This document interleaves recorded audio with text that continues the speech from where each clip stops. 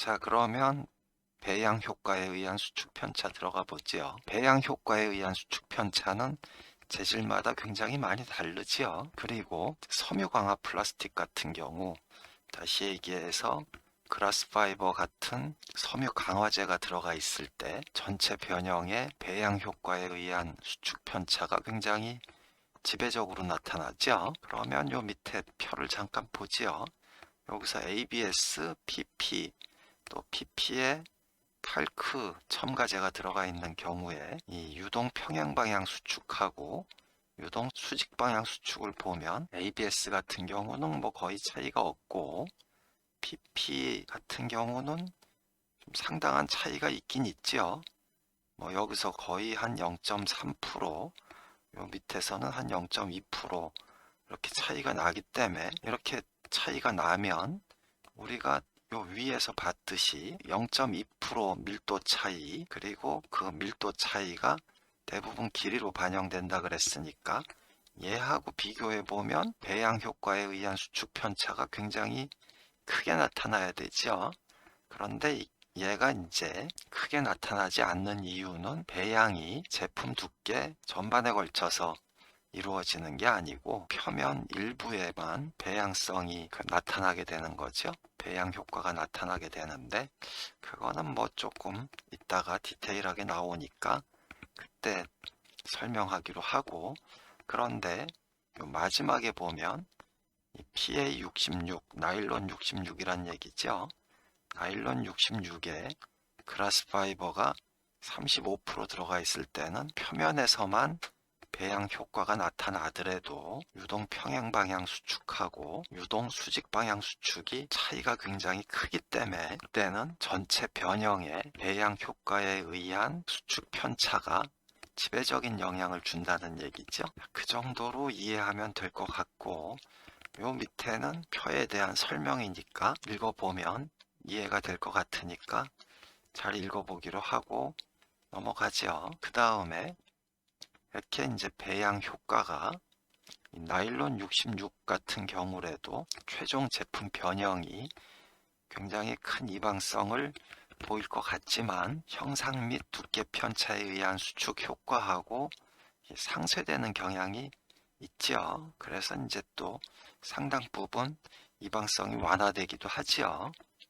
뭐 그렇게 참고로 알아두면 되겠고, 그러면 예제에서 변형이 어떻게 이루어지는지 한번 보기로 하지요. 이 예제는 앞에 예제의 동일한 제품 모델링에 나일론 66에 그라스 35%를 포함한 재료에 대한 변형 해석 결과지요. 그래서 이 전 ABS에 대한 변형 해석에서는 게이트 위치에 따라서는 변형이 별로 변화하지 않았다고 보여지는데, 지금 이 그림에서 보면 게이트 위치에 따라서 다시 얘기해서 여기서 Y 마이너스 쪽 폭하고 Y 플러스 쪽 폭이 차이가 좀 심한 것 같고, 또 구 모양도 Y 마이너스에 있는 측벽하고 Y 플러스 측벽은 원통 모양으로 변형이 됐다고 보여지지만 나머지 중간은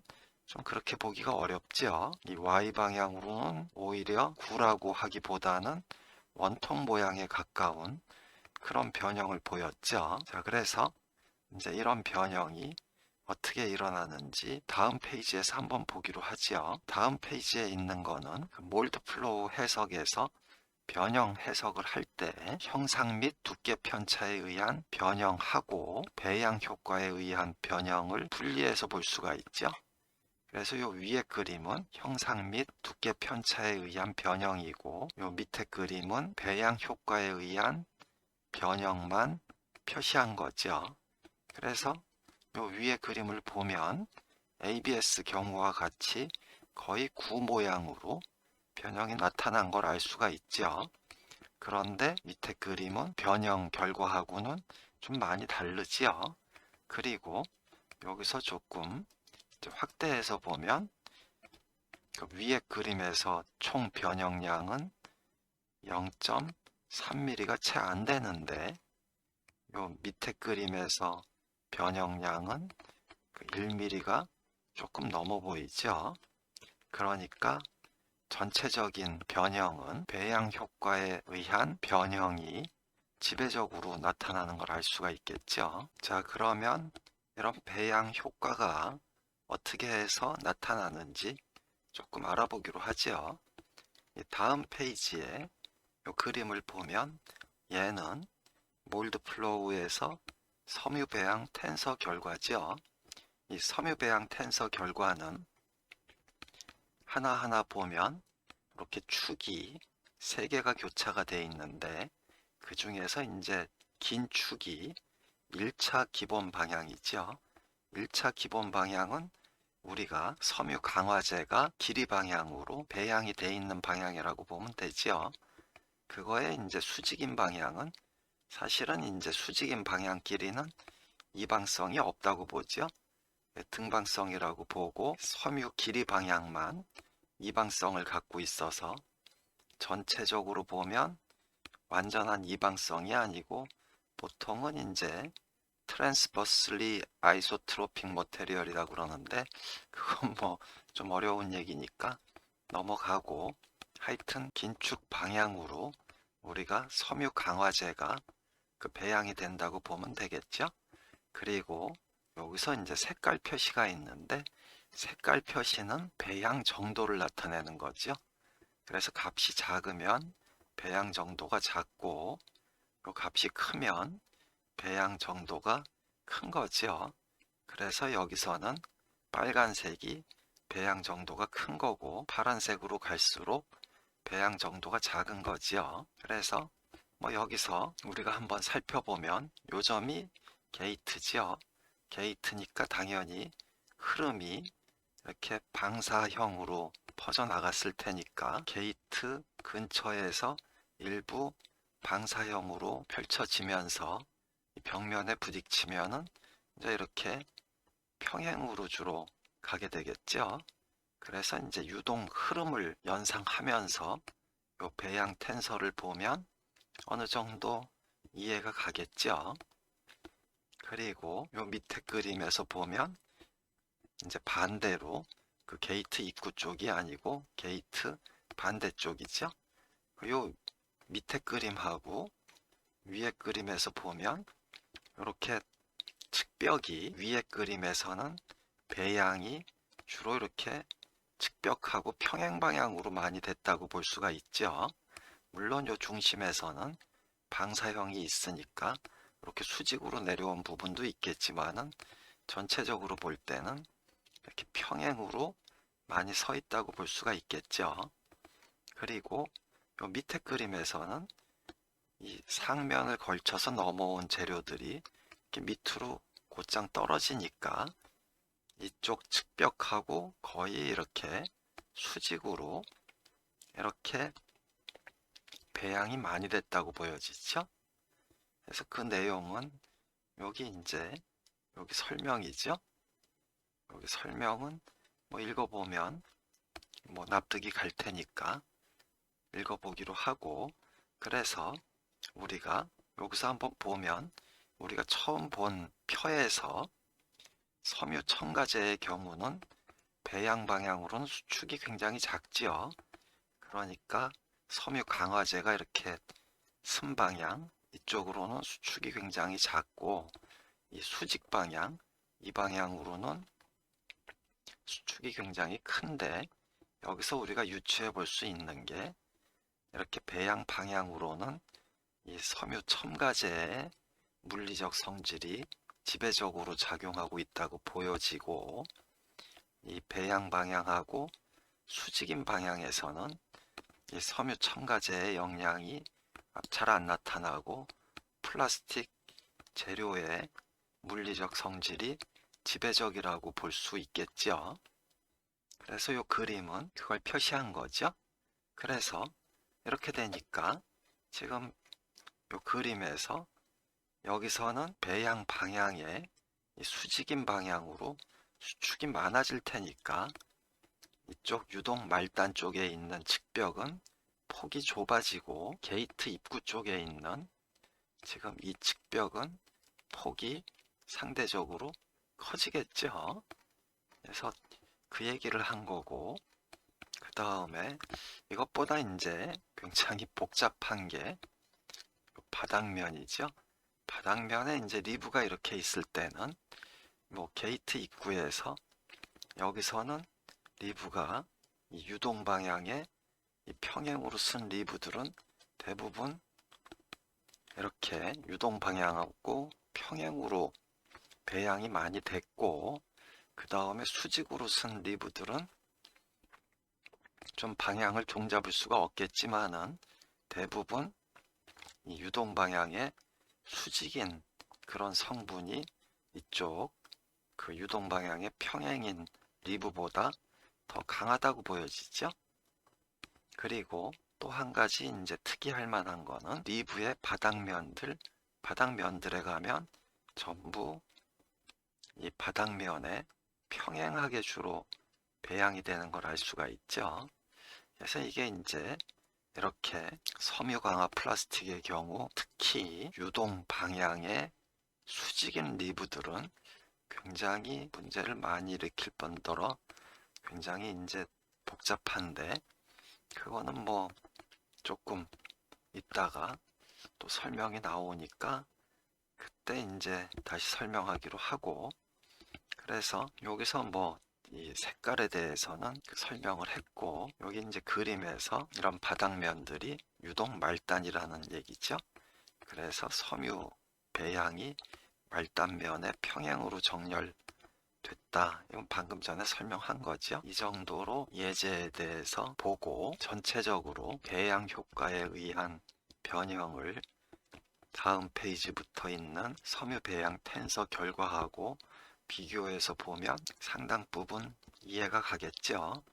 근데 뭐 쉽게 이해는 하기가 잘 어려울 거고, 해석 결과를 굉장히 이제 디테일하게 보면 어느 부위에서 왜 이런 변형 결과가 나왔는지 이해할 수도 있겠죠. 그러면 이제 예제는 이 정도에서 마치고 조금 더 깊이 들어가 보기로 하지요. 그러면 좀 깊이 들어가 보지요.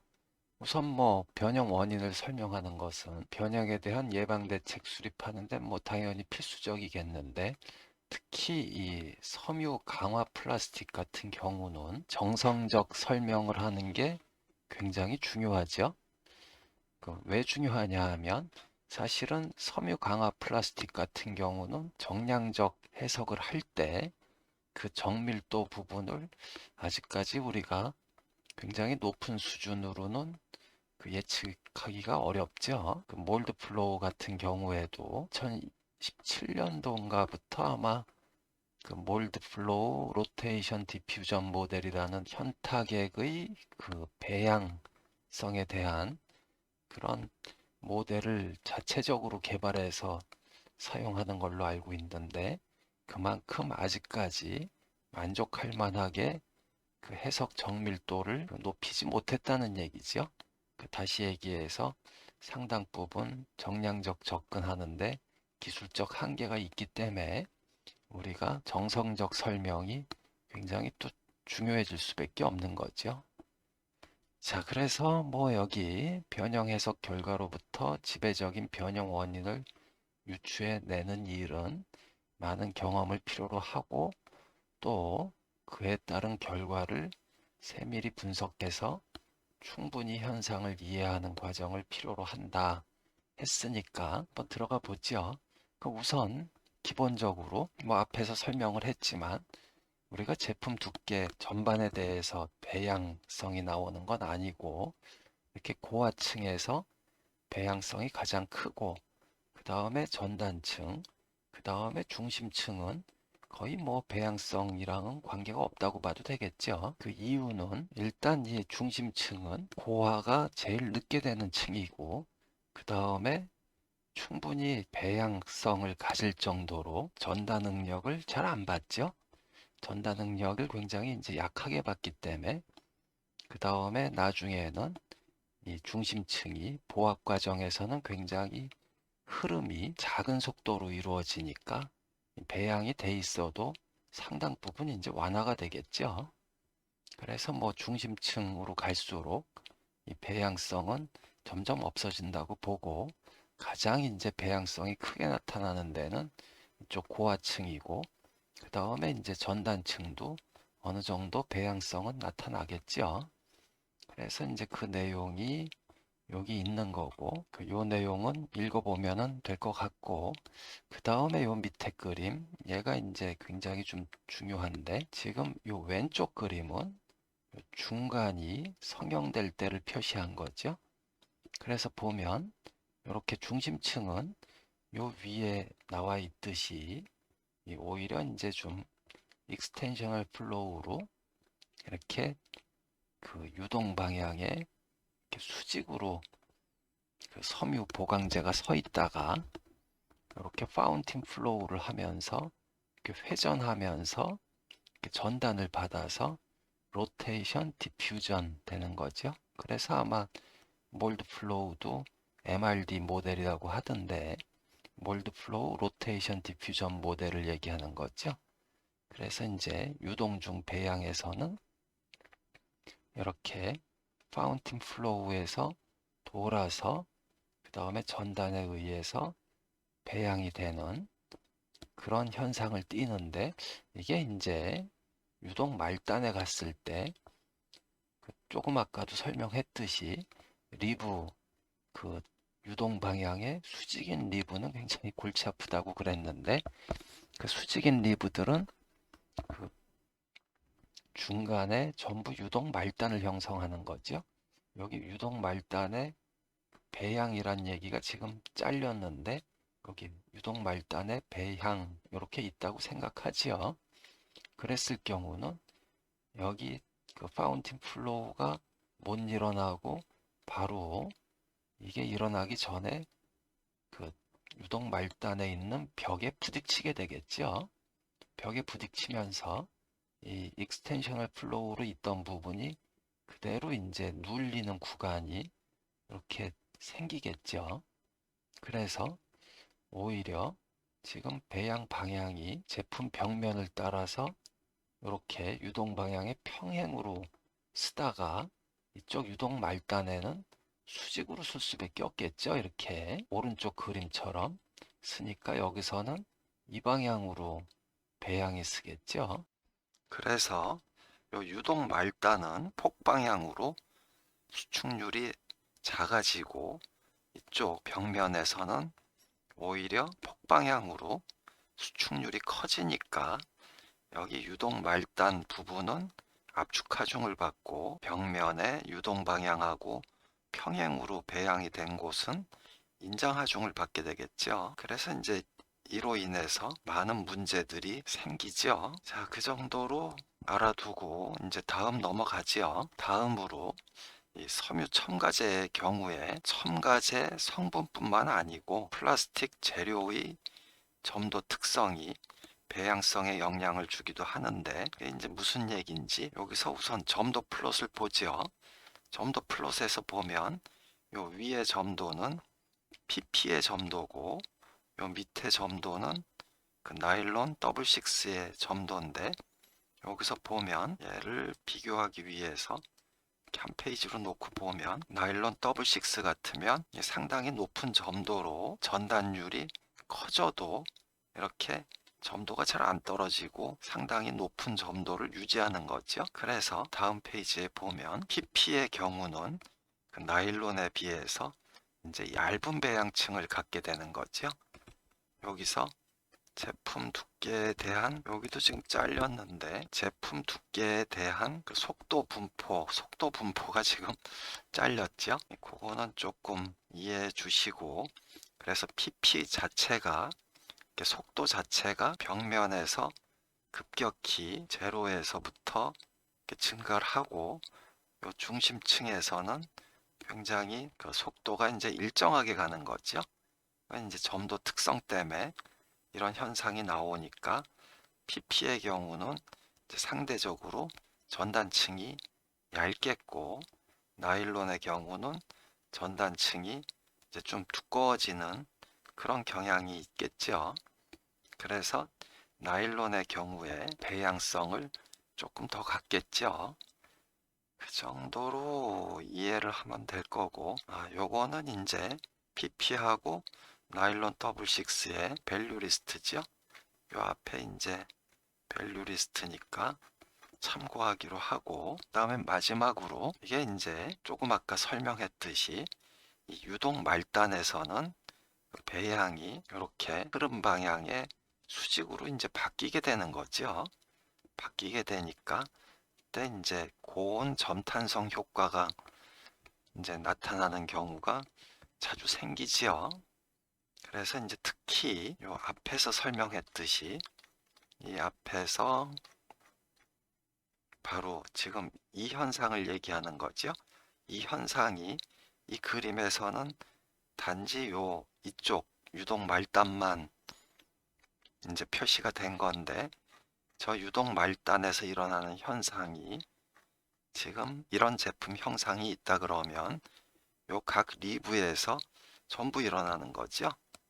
그래서 제품을 성형을 하고 아직 냉각이 다 안 됐을 때 고온 점탄성 효과로 사출하고 처음에는 그 변형이 없다가 시간이 지나면서 제품이 냉각되면서 변형이 커지는 그런 고온 점탄성 효과가 나타나는 거죠. 자, 이 정도로 그 배양 효과에 의한 수축 편차를 마치기로 하죠. 그리고 이제 다음으로 금형 냉각 회로에 의해 발생하는 수축 편차는 뭐 앞에서도 얘기했죠. 고정 측, 가동 측 둘 중에 한 군데만 이제 가열되는 경우 변형이 커질 수 있다 이렇게 얘기했고, 요 밑에 그림은 냉각 회로를 다 구성을 하고 냉각 회로에 의해서 발생하는 변형을 표시를 한 건데, 여기서 이제 보면 알 수 있듯이